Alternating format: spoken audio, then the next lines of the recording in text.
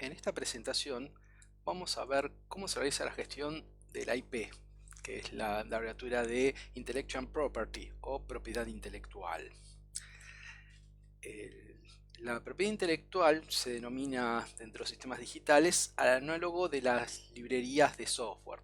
Es decir, cuando en software hay, por ejemplo, una librería para procesamiento de imagen, el equivalente en hardware de eso sería una propiedad intelectual de un bloque de hardware que permite procesamiento de imagen.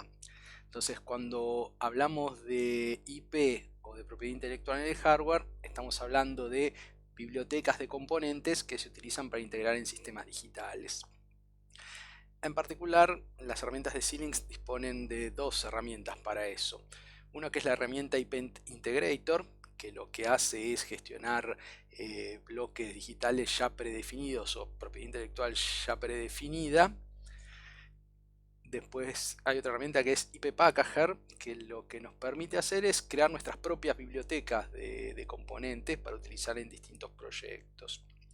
Entonces también vamos a conocer estas dos herramientas y vamos a ver los distintos tipos de propiedad intelectual disponibles en el catálogo para integrar nuestros sistemas, y como ejemplo de esto vamos a usar el asistente de temporización para configurar un recurso de temporización en el sistema.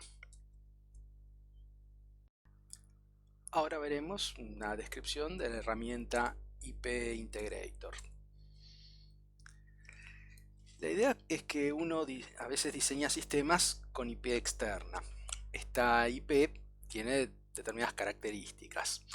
Normalmente tiene distintas interfaces, es decir, tiene que poder adaptarse a distintos tipos de sistemas, por lo cual en general es parametrizable.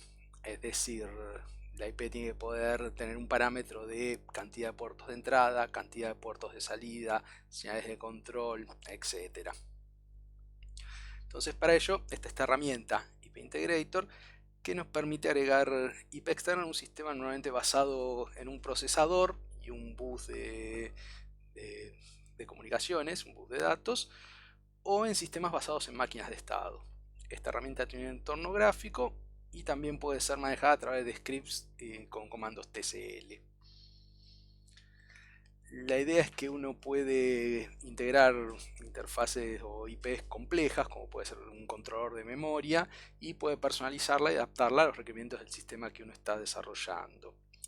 También tiene la ventaja de que uno, al reutilizar IP, al igual que en el software, uno ya tiene cosas que están probadas, que están depuradas y que sabe que funcionan.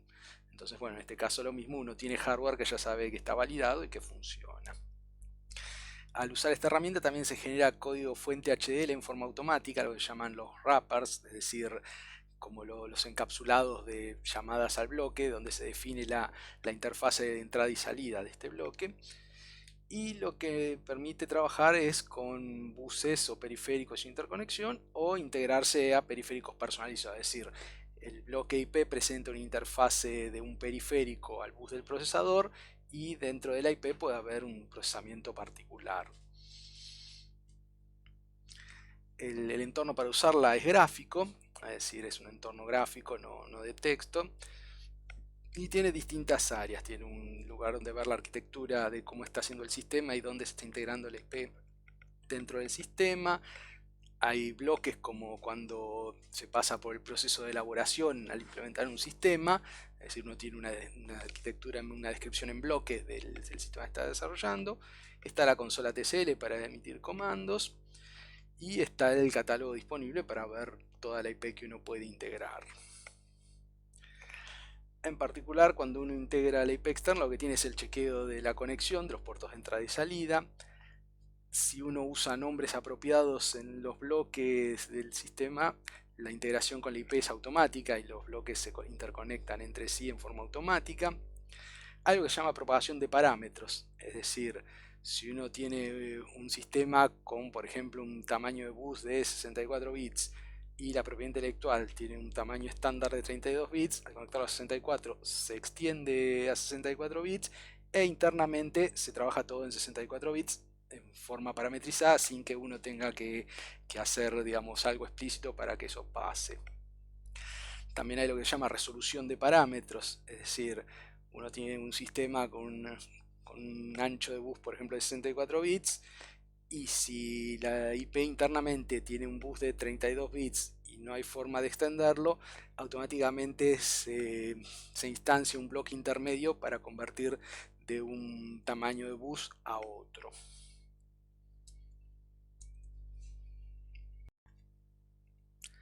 La herramienta IP Packager un poco es como un gestor de librerías. La idea es que uno puede necesitar integrar IP de distintos lugares, es decir, IP provista por el fabricante del FPGA, IP provista por terceras partes, es decir, por proveedores de IP, o incluso IP propia. Entonces la idea es que uno puede integrar todo ese tipo de IP en una forma estandarizada y ocultar, digamos, esa diferencia entre las distintas IP en un único bloque disponible para utilizarse en los proyectos. Entonces, en general, uno lo va a utilizar para integrar IP propia y la idea es poder automatizar el proceso de generación de esa IP, por eso se usa un asistente que también infiere en forma automática documentación adicional de la IP. Es decir, la IP no es solamente el código fuente describiendo el sistema, sino que también son los archivos de prueba, la documentación de cómo se utiliza, el consumo que tiene de recursos del FPGA, etc. Entonces, cuando uno crea IP propia, hay una parte en el asistente, hay una ventana donde uno puede cargar toda esta información para tenerla disponible en el catálogo de IP, al igual que la IP provista por el fabricante. En el catálogo uno puede utilizar un único repositorio o puede crear distintos repositorios. Puede tener un repositorio por proyecto, puede tener un repositorio general y poner absolutamente toda la IP ahí, etc.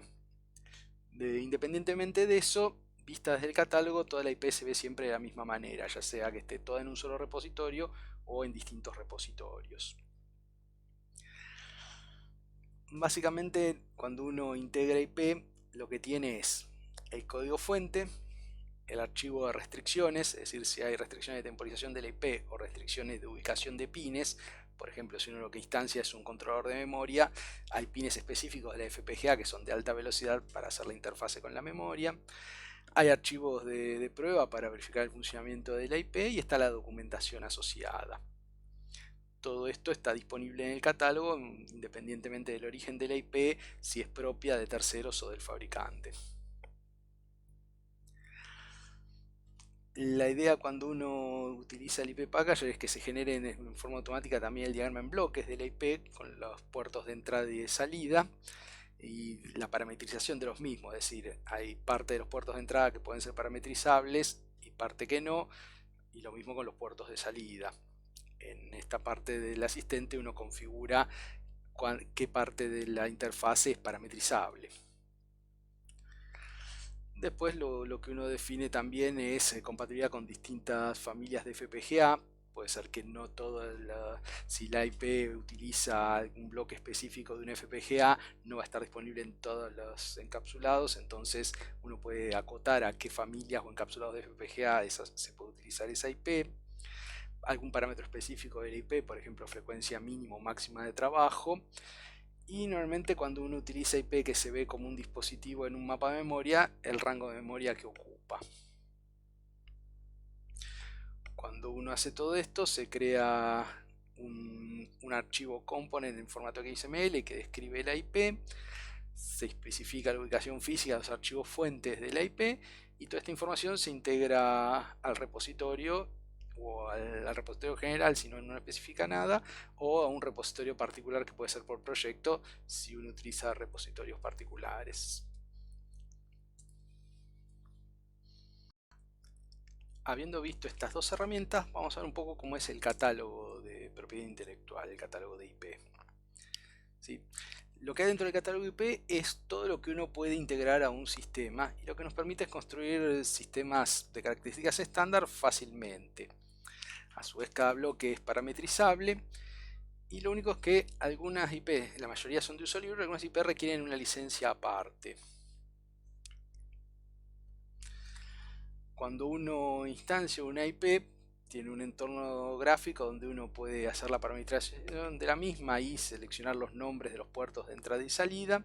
Y esto se puede hacer tanto desde una interfase gráfica como desde los comandos TCL. La IP disponible es variada, digamos, puede ser de tipo periférico, entonces tiene una interfase de bus, y el bus a su vez también puede ser adaptativo, puede ser, en general se trabaja con el bus AXI4, que es un bus de ARM, porque los procesadores que están en las FPGA de Xilinx también son de ARM, entonces por eso se trata de unificar a ese bus. También hay un estado de la IP que puede ser en producción, es decir, que está probada y depurada; en preproducción, que está aprobada pero no está optimizada; o puede ser en estado indefinido. Y a su vez el estado de la columna de licencia lo que nos indica es si la IP es de uso gratuito, es decir, uno le integra al sistema y ya, o si es necesario adquirir una licencia adicional. La licencia adicional puede ser por única vez y para usarla ilimitadamente, o puede ser una licencia en la cual se paga por cada implementación de esa IP. El tipo de IP que hay disponible para usar sin licencia en general son los controladores de bus y puentes para pasar de un tipo de bus a otro, el módulo de debugging del procesador, controladores de DMA. Fíjense que toda esta IP normalmente está orientada a sistemas basados en un procesador. Temporizadores, protocolos de bloques de lógica para comunicar procesadores entre sí, los controladores de memoria para instanciar un controlador de memoria a RAM externa, y los periféricos para comunicaciones de alta y baja velocidad, por ejemplo SPI, I2C, una UART, etc. Lo que sí hay para uso bajo licencia son IP que en general se usa en equipamiento ya más industrial, por ejemplo un controlador CAN, un dispositivo USB, la IP asociada a procesamiento de video y la IP asociada a procesamiento de señales en comunicaciones. Todas ellas en general requieren una licencia independiente, pero tienen un modo de uso digamos, de demo, en el cual la licencia dura unas horas o unos días. De cada IP lo que podemos obtener son los datos de configuración, la compatibilidad para usar en qué familias de FPGA se puede usar, algo parecido a la hoja de datos, que es la Product Guide, un registro de cómo fue evolucionando ese IP, que es el changelog. A veces hay asociada a la IP una página web, y a veces hay asociados también Answer Records a una IP, es decir, alguien tuvo alguna duda sobre esa IP, hizo preguntas en los foros, y cuando esa pregunta se hizo muy repetitiva, se considera necesario hacer una aclaración general, y se genera lo que se llama un Answer Record. Ahí hay una aclaración sobre el uso de la IP.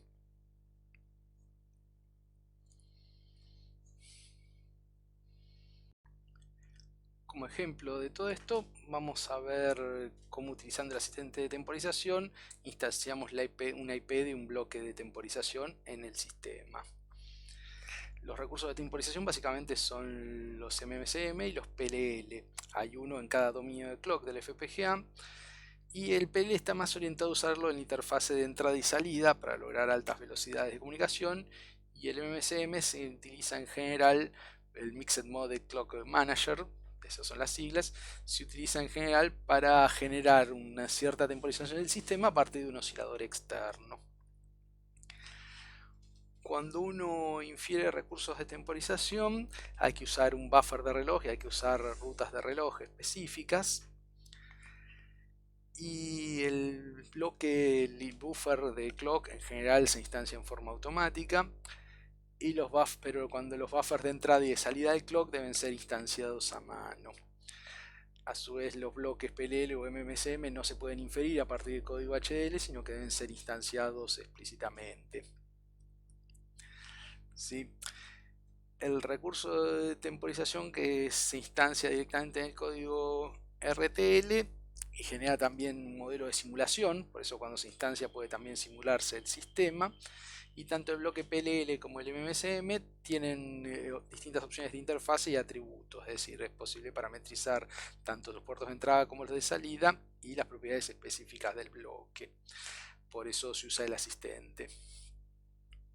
El asistente temporizador, que es el Clocking Wizard, uno lo selecciona a partir del catálogo IP, que está en la sección FPGA Features and Design, porque es un componente del FPGA, en la parte de clocking. Cuando uno le da doble clic al Clocking Wizard, se inicia el asistente y nos permite instanciar el recurso de temporización. básicamente lo primero que nos pregunta es si vamos a instanciar un bloque MMSM o un bloque PLL. Normalmente vamos a usar un bloque MMSM, Mixed Mode Clock Manager. Especificamos el tipo de entrada, si es single-ended o diferencial, porque la entrada va a ser un oscilador externo, y la frecuencia de entrada.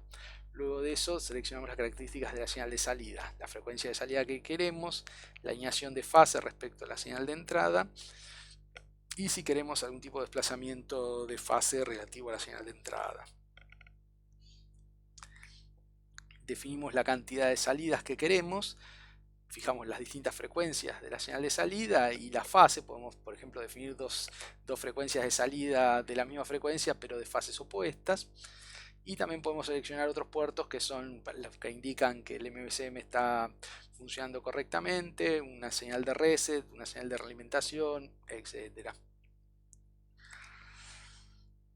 Por otra parte, en la configuración del MMSM podemos sobreescribir las opciones por defecto, es decir, podemos forzar a mano la fase, el periodo o el jitter que necesitamos. También podemos cambiar el nombre de los puertos de salida, es decir, darles nombres que sean más representativos de lo que es esa señal de clock dentro del sistema. Y finalmente aparece una pantalla de resumen donde nos muestra las frecuencias de entrada y de salida, los atributos que hemos configurado, la cantidad de recursos que utilizamos y los nombres de los puertos. Con toda esta información se genera una plantilla para instanciar en el código fuente HDL, se genera un modelo para síntesis, es decir, cuando se ejecute el proceso de síntesis, un modelo de simulación para cuando hagamos la simulación del sistema con este recurso incorporado, los archivos para todo el proceso de implementación, un test bench con un ejemplo de uso y eventualmente puede haber una versión presintetizada que se usa directamente sin necesidad de resintetizar todo el proyecto.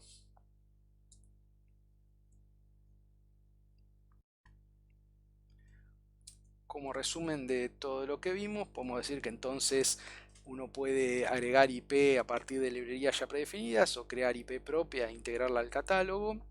Para eso utilizamos la herramienta IP Packager.